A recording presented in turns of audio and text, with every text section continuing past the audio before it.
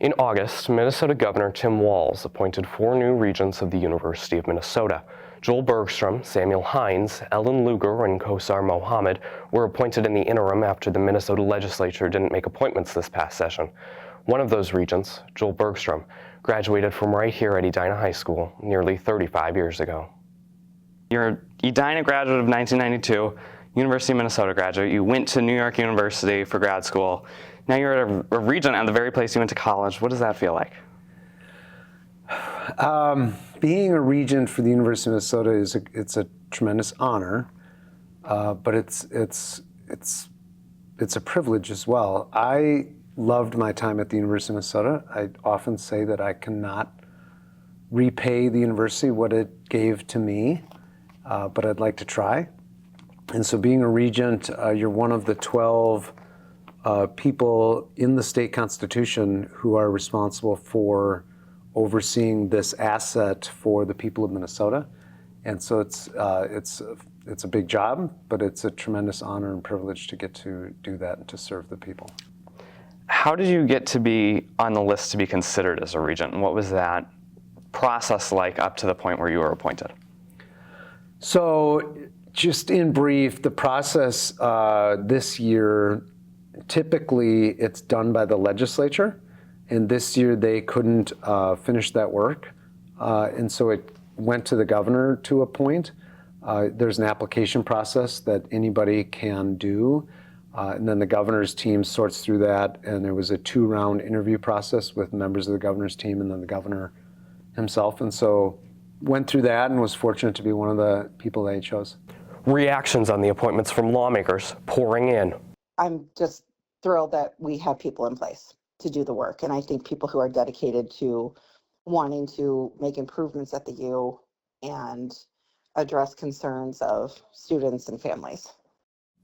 Minnesota State Senator Elise Mann of Edina telling Zephyrus in a statement that she is, quote, excited and will look forward to the contributions he will make. I did get a phone call from the governor's team telling me that they were going to announce that I was being one of the choices. And it was pretty incredible, right? You put yourself out there for any sort of role and you're probably not going to get it. And so to actually have this opportunity to serve was really amazing, and I hope the next 5+ years and I expect will be very fulfilling. This session, a tightly divided Minnesota legislature raising questions about whether the slate Minnesota Governor Tim Walz appointed will ultimately be the ones approved for the positions. I anticipate that I would be voting yes on the appointments. Do I believe that the legislature as a whole will approve the appointments? I think we are in such a divided, well, at least in the House, we are so divided. I mean, we're 100% divided. And because of that, things are tricky when it comes to being approved. So I'm not sure if they will get approved in this next session. I don't have any sort of imposter syndrome. I believe that I'm qualified to be on the board, and whatever others may feel, I'll look forward to getting to know them and hearing their thoughts about the university. Bergstrom is a principal at Orion Search Group. Their website says they provide, quote, specialized recruiting services of executives and experienced professionals. According to the University of Minnesota, his work at Orion focuses on higher education, social services, housing, and the arts. As a search executive, a lot of my work is interviewing people and asking good questions or trying to ask good questions. You know, and as a regent, that's part of our role, is to be curious and to dig in on what is before us. So hopefully I'm at least sort of good at that. And so just having a broad knowledge of that landscape, including with some of my higher ed related clients, I think helps me just stay in touch with different issues and the work that's being done around the university or adjacent to it. I think the job of a regent is one where you're overseeing this asset of the state, and a huge piece of the mission is educating the state. So just knowing how important and how fortunate I have been throughout my formal education to have received just top-notch instruction and experience.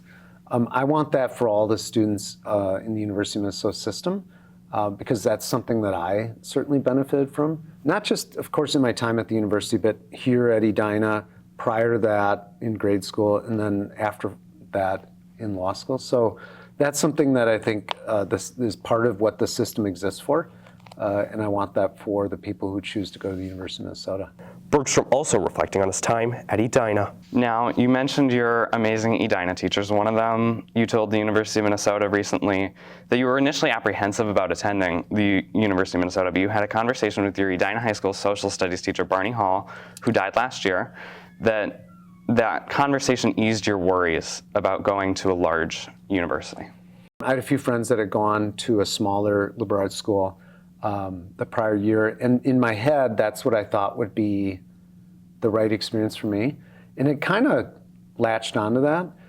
And circumstances being what they were, the University of Minnesota was right there. I had earned a scholarship to go there. It was definitely the right decision for a lot of reasons. But I was a little worried about it because it's gigantic. It's at the time and still is one of the biggest schools in the entire country. And I was worried about that. Mr. Hall sat me down and he pointed out that all of the things I could get at a smaller liberal arts school exist at the university. You just have to go find them, right? They're not necessarily handed to you in the same way or shown to you in the same way. And that kind of unlocked my ability to see the university as a place where I could thrive. So that advice he gave me was just, I look back on it, and it was very smart, sharp advice that allowed me to, I think, enjoy my university experience even better. What are you looking forward to most about being a regent?